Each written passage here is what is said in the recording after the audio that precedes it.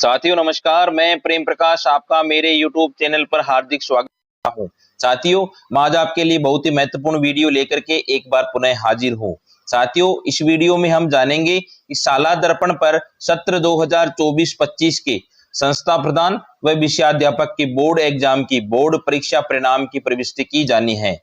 अब कक्षा 10 और 12 के बोर्ड रिजल्ट की एंट्री किस प्रकार से करेंगे, साथ ही हम इस वीडियो में ये भी जानेंगे कि बोर्ड परीक्षा परिणाम की एंट्री करने के बाद में उसको लॉक किस प्रकार से किया जाएगा। ये संपूर्ण प्रक्रिया में हम इस वीडियो में जानने का प्रयास करेंगे।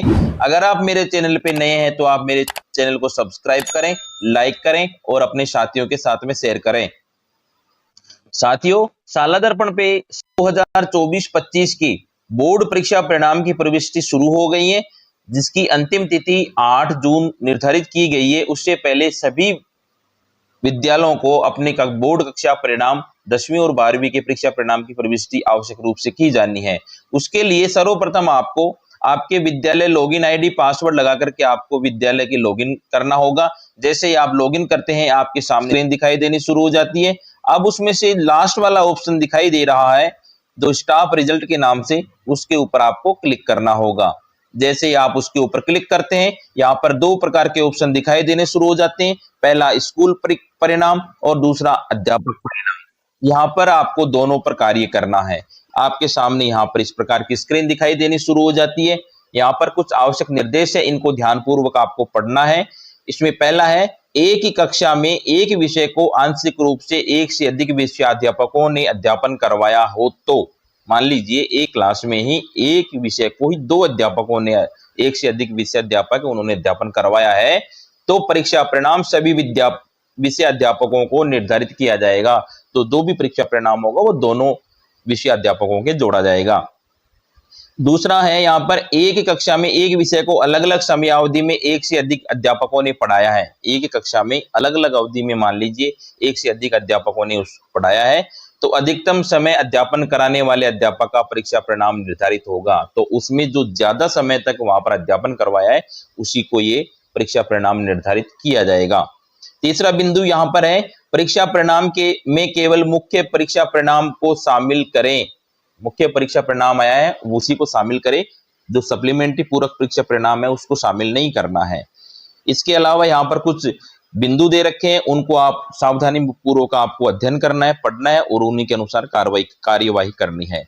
पहला, अध्यापक परिणाम सत्र 2024-25, उसमें पहला, नव कर्मोन्नत विद्यालय अथवा जिनके सत्र 2024-25 में कक्षा 10 और 12 में नामांकन शून्य रहा है, नव कर्मोन्नत विद्यालय या किसी कारण से नामांकन शून्य रहा है, तो उन विद्यालयों में छात्र प्रविष्टि शून्य भर करके अध्यापक और विद्यालय परिणाम लोक करना अनिवार्य है। अध्यापकवार और विद्यालय का परिणाम है वो 0-0 भर के भी आपको लोक आवश्यक रूप से करना है। दूसरा बिंदु है, दिनांक 1/7/24 से 28 फरवरी के मध्य कार्यरत और कार्य व्यवस्था अध्यापन करने वाले समस्त विषयाध्यापकों की प्रविष्टि करनी है। 1 जुलाई से लेकर के 28 फरवरी 2025 के बीच में जो भी अध्यापन करवाने वाले उनकी सबकी विषयाध्यापकों की आपको एंट्री करनी है। संबंधित संस्था प्रधान विषयाध्यापकों की प्रविष्टि लोक करना सुनिश्चित करें तथा कक्षा 12 हिंदी अनिवार्य और अंग्रेजी अनिवार्य लोक में प्रदर्शित नहीं होंगे। जब आप लोक करेंगे तो हिंदी अनिवार्य और अंग्रेजी अनिवार्य है, उनको लोक वहां पर दिखाई नहीं देगा, लोक में आपको दिखाई नहीं देंगे। ये ध्यान देने वाली बात है। अनलॉक का प्रावधान केवल सीबीओ लॉगिन पर ही उपलब्ध होगा। सत्र 2024-25 के अनुसार कक्षा 5-8 के ग्रेड छात्र संख्या विषयाध्यापक और विद्यालयवार भरे जाना सुनिश्चित करें। और साथ में 24-25 के अनुसार कक्षा 5 और 8वीं के ग्रेड हैं वो छात्र संख्या विषयाध्यापक और विद्यालयवार इनको भरना आवश्यक है।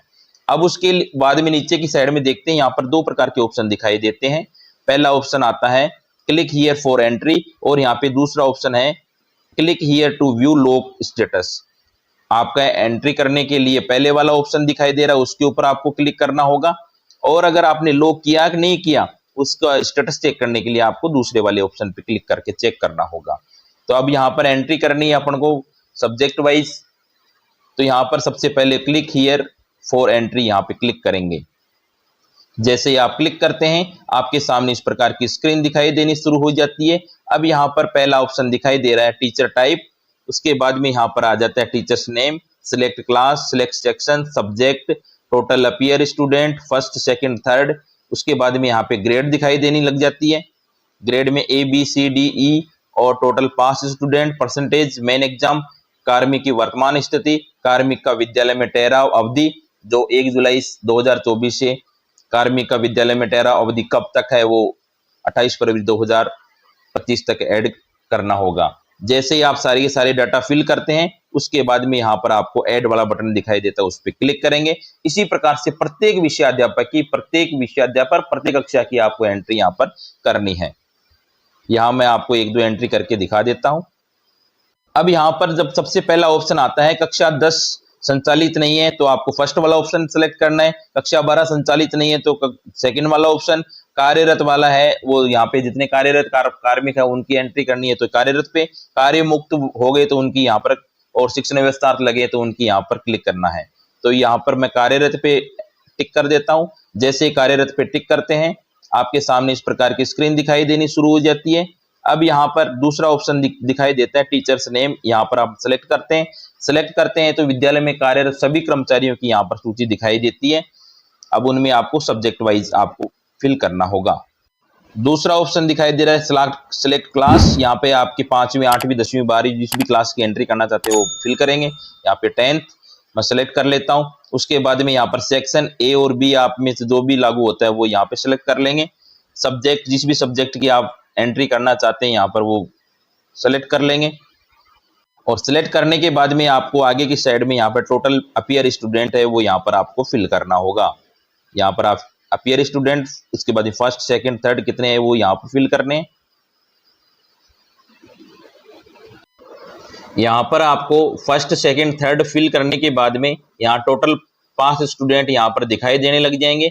अब उसके बाद में पास परसेंटेज मेन एग्जाम यहाँ पर दिखाई देने लग जाएगा और उसके बाद में कार्मिक की वर्तमान स्थिति यहाँ पे आपको क्लिक करना होगा। उसके बाद में आपको ये विद्यालय में ठहराव कब से कब तक वो 1 जुलाई 2024 से 28 फरवरी 2025 तक आपको फिल करना होगा। जैसे ही आप फिल करते हैं यहाँ पर सबसे अंत में आपको ऐड बटन दिखाई दे रहा है, उसके ऊपर आपको क्लिक करना होगा। जैसे आप ऐड बटन पे क्लिक करते हैं डाटा सेव एंड अपडेट का ऑप्शन दिखाई देता है, यहाँ पे क्लोज पे आप क्लिक करेंगे। जैसे आप क्लिक करते हैं आपके सामने इस प्रकार जो डिटेल फिल की है वो यहाँ पर आपको दिखाई देनी शुरू हो जाती है। अब यहाँ पर आपको ये सारी की सारी डिटेल दिखाई देने लग जाएगी और उसके बाद में आगे की साइड में आपको एडिट और डिलीट का ऑप्शन दिखाई देने लग जाता है। इसी प्रकार से साथियों आपको सभी कर्मचारियों की बारी बारी से, सभी विषयाध्यापकों की बारी बारी से आपको रिजल्ट यहाँ पर आपको ऐड करना होगा। और 10वीं के बाद में आपको 12वीं और उसके बाद में 5वीं और 8वीं का रिजल्ट भी आपको यहीं पर अपडेट करना होगा। स्कूल परिणाम में आपको सर्वप्रथम यहाँ पे इस प्रकार क्लिक करेंगे। जैसे आप क्लिक करते हैं आपके सामने इस प्रकार की स्क्रीन दिखाई देती है। अब यहाँ पर आपको आवश्यक निर्देश दिए गए स्कूल बोर्ड रिजल्ट एंट्री करते समय। यहाँ पर आप इन निर्देशों को आवश्यक रूप से सावधानी पूर्वक देखें, पढ़ें।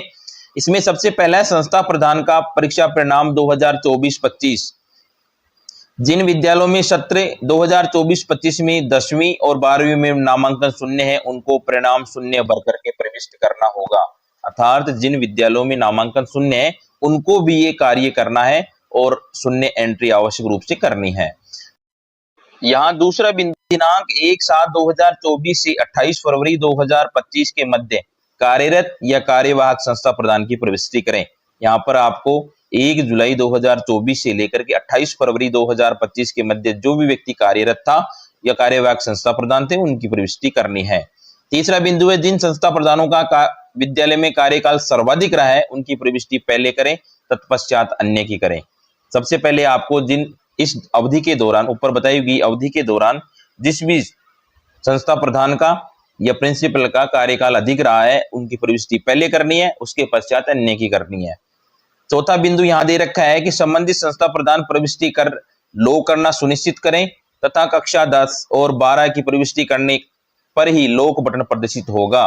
अर्थात आपको लो करना जरूरी है और लो करने के लिए लो का जो ऑप्शन है वो कक्षा 10 और 12 की जो प्रविष्टियां हैं वो आप प्रविष्टि करोगे तभी यहाँ पर लो का ऑप्शन दिखाई देगा।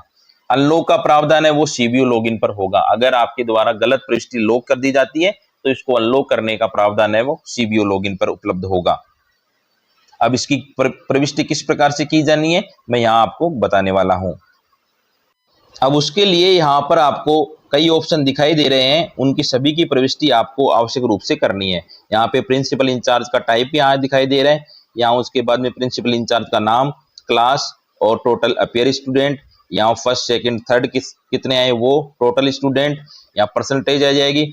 और उसके बाद में यहाँ पे कार्मिक की वर्तमान स्थिति, यहाँ पर कब से कब तक, और विद्यालय में ठहराव की अवधि यहाँ से कब तक यहाँ पर आपको फिल करना है।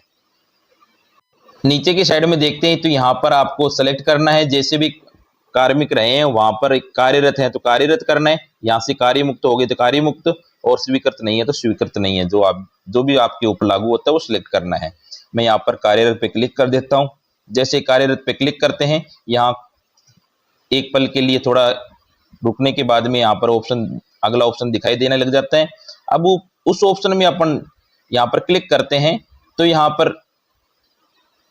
अपने विद्यालय में कार्यरत सभी कर्मचारियों के नाम यहाँ पर दिखाई देने शुरू हो जाते हैं। अब यहाँ पर अगर कोई आपकी संस्था पर इंचार्ज रहा है तो उनको सेलेक्ट करना है, अगर प्रिंसिपल है तो आपको प्रिंसिपल के नाम और उनकी आईडी दिखाई देती है, उसके ऊपर आपको क्लिक करना होगा। जैसे ही आप उन पर क्लिक करते हैं उसके बाद में अगला ऑप्शन है सिलेक्ट क्लास, यहाँ पे 10th और 12th दोनों दिखाई देती है। सबसे पहले जैसे 10th का भरना चाहते हैं तो 10th सिलेक्ट करेंगे।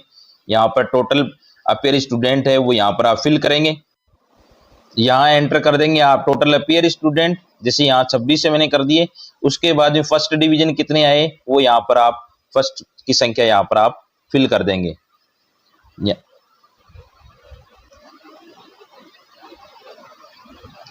उसके बाद में अगले कॉलम में आपको सेकंड की संख्या फिल करनी है। तो इस प्रकार से आपको सभी विद्यार्थियों की फर्स्ट सेकंड थर्ड यहाँ पे डिवीजन फिल करेंगे। जैसे आप फर्स्ट सेकंड थर्ड फिल करते हैं यहाँ पर टोटल स्टूडेंट, अब उसके बाद में यहाँ पर प्रतिशत है वो ऑटोमेटिक दिखाई देगा। अब यहाँ पर उसके बाद में आपको सेलेक्ट करना है कार्मिक की वर्तमान स्थिति। इसके ऊपर जैसे ही आप क्लिक करते हैं आपके सामने इस प्रकार की स्क्रीन दिखाई देती है। यहाँ पे ऑप्शन आता है सेवारत, सेवानिवृत्त, सेवा समाप्त या अन्य विभाग में। तो यहाँ पर मैं सेवारत यहाँ पे सिलेक्ट कर लेता हूँ। उसके बाद में कार्मिक का विद्यालय में ठहराव अवधि कब से कब तक, यहाँ पे कब से और यहाँ पे कब तक, यहाँ पे दोनों ऑप्शन में आपको फिल करनी है। अब यहाँ पर आपको एक बात ध्यान रखनी है, यहाँ पे कार्मिक का विद्यालय में ठहराव है वो 1 जुलाई 2024 से कार्मिक का विद्यालय में ठहराव अवधि तक आपको यहाँ पर 28 फरवरी 2025 तक आवश्यक रूप से फिल करना है। इसी प्रकार से आपको फिल करना है। से आप सेलेक्ट करते हैं उसके बाद में आप आगे आपको ऐड बटन दिखाई दे रहा है, उसके ऊपर आपको क्लिक करना होगा। जैसे ही आप क्लिक करते हैं आप data save and update successfully का पॉपअप दिखाई देता है, यहाँ पर आपको क्रॉस बटन पे क्लिक करना होगा। जैसे ही आपकी एंट्री है वो यहाँ पर दिखाई देनी शुरू हो जाती है। अगर आप उसमें एडिट करना चाहते हैं तो यहाँ पर एडिट और डिलीट का ऑप्शन भी दिखाई देता है। आप जो भी आपका अगर एडिट करना चाहते हैं एडिट कर सकते हैं, डिलीट करना चाहते हैं डिलीट कर सकते हैं। तो इस प्रकार से आपको बारी बारी से कक्षा 10 और कक्षा 12 की एंट्री करनी होगी। की एंट्री होने के बाद में आपको नीचे की साइड में यहाँ पर लॉग का ऑप्शन दिखाई देता है। ध्यान रहे आपके विद्यालय में अगर प्रिंसिपल कार्यरत है तो प्रिंसिपल की डिटेल भरनी है, संस्था प्रधान इंचार्ज है तो वहां पर इंचार्ज की करनी है, अगर दो कार्यरत रहे हैं तो दोनों की डिटेल यहाँ पर भरनी है। इसके लिए यहाँ पर ऊपर इंस्ट्रक्शन भी दे रखे हैं, अनुसार आपको कार्रवाई करनी है। तो साथियों इस प्रकार से आपको कक्षा 10 और 12 की एंट्री सावधानी पूर्वक आपको करनी है।